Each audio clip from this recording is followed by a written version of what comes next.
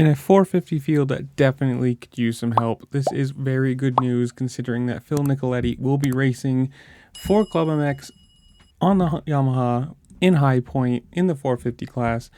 And I gotta say, this is not a negative to him at all. Do I see him contending for the win? No.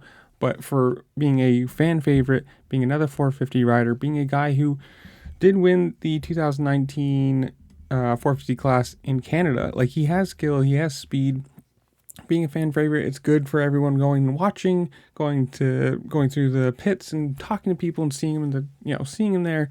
It's a great thing because this class definitely needs some help right now. Just bodies in it. That's all, really, just people racing. I don't know. You tell me in the comments below, though. Are you excited? Are you going to High Point? Are you excited that he's racing? How well do you think he's going to do? Obviously, the news that Ken Roxon is also going to be racing, so if you think he's going to do well, comment that down below too. It really does help me out, and I appreciate it. And since you're down there, like, share, subscribe, do all the fun things this platform allows you to do, because it really does help the channel, and I appreciate it again. With that, I will see y'all later. Peace.